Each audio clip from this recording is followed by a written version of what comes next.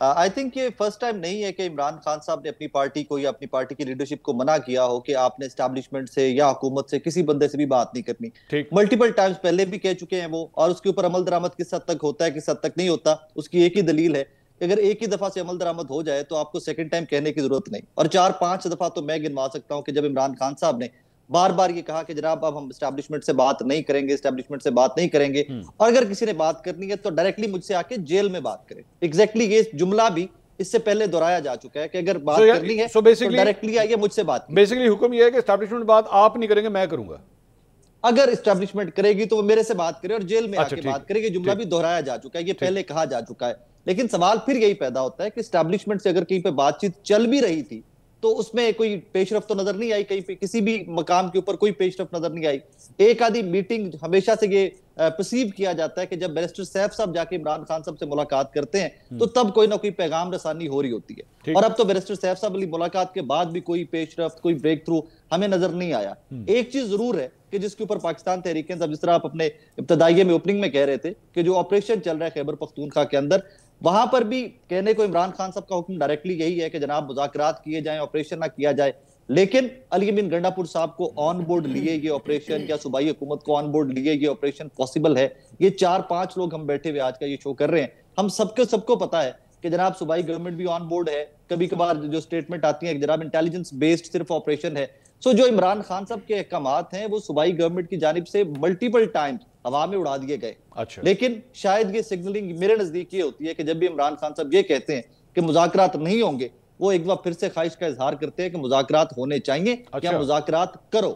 تو میرے نزدیک یہ سگنلنگ ہوتی ہے, دوسرے کوارٹرز کو سگنل دیا جاتا ہے کہ جناب مذاکرات کرنے چاہیے اور مذاکرات کرو. ٹھیک ہے. یہ جامی صاحب تو پھر اس کا مطلب ہے اگر ملک کی ایک بڑی اپوزیشن جماعت جو ہے وہ اس صورتحال میں ہے کہ عمران خان صاحب کی بات ہی نہیں مانی جا رہی, وہ منع کر رہے ہیں, منع کرنے کے باوجود اگر کوئی مذاکرات پھر بھی کر لیتا ہے, بات چیت پھر بھی کر لیتا ہے, تو پھر کیا موجودہ حکومت کے لیے تو پھر آسانیاں ہیں. پھر ڈونلڈ ٹرمپ سے ملاقاتیں بھی ہو رہی ہیں, سعودی عرب کے ساتھ دفاعی پیکٹ بھی ہو رہا ہے, معاشی طور پہ بھی اسٹاک مارکیٹ اگر آپ دیکھیں 1,58,000 پوائنٹس کے اوپر, تو پھر حکومت کے لیے کیا ستے خیر ہے, سب کچھ ٹھیک ہے؟ حکومت کو is giving more reasons to cherish it.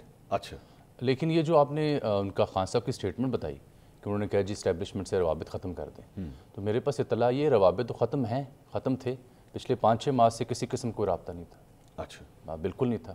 جو روابط بیرسٹر سیف یا علی امین گنڈا پور کے ہیں ان کو اس تناظر میں نہ دیکھیے, وہ ڈے ٹو ڈے افیئرس کے لیے ہیں. اچھا, اور وہ عمران خان صاحب کے احکامات کے باوجود بھی رہنے, اس میں عمران خان صاحب فیچر نہیں کرتے.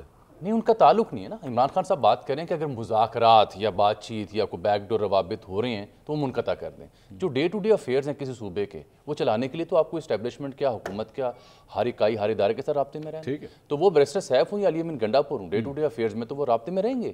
جو جس خواہش کا خان صاحب اظہار کر رہے ہیں وہ تو 5-6 ماہ ہو گئے, کسی قسم کا دور تک کوئی تعلق نہیں, کوئی رابطہ نہیں, کوئی لائن نہیں, لائنیں کٹ چکی ہوئی ہیں. اچھا, اور اب جب خان صاحب کو بھی اس کا ادراک ہوا ہے تو انہوں نے ببنگ دول کہہ دیا کہ ختم کر دیں.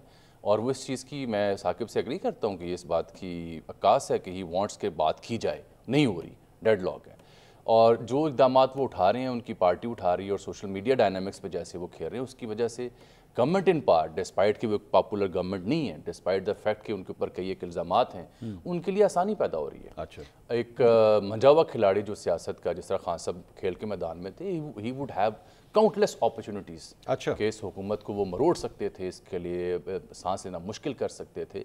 لیکن وہ جتنے بھی جگہیں تھیں جہاں پہ باتیں ہونی چاہیے تھیں, آن دی فلور آف دی ہاؤس ہو گیا, میڈیا ہو گیا, وہاں پہ موضوعات کے اوپر گفتگو کہاں ہوتی ہے, کب ہوتی ہے, کیسے ہوتی ہے.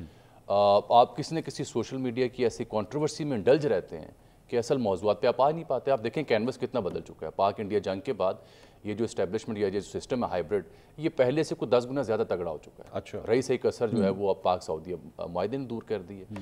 تو آپ سمجھیں کہ Saudi allies are with you, Trump سرکار آپ سے مطمئن ہے, کینوس آپ کا جو ہورائزن تھا وہ ریجنل سے ہو کے بڑا ہو چکا ہوا ہے. اب انڈیا کٹ ٹو سائز ہوا ہے, پاکستان اپنے خطے سے نکل کے سعودی عرب اور امریکہ تک جا پہنچا ہوا.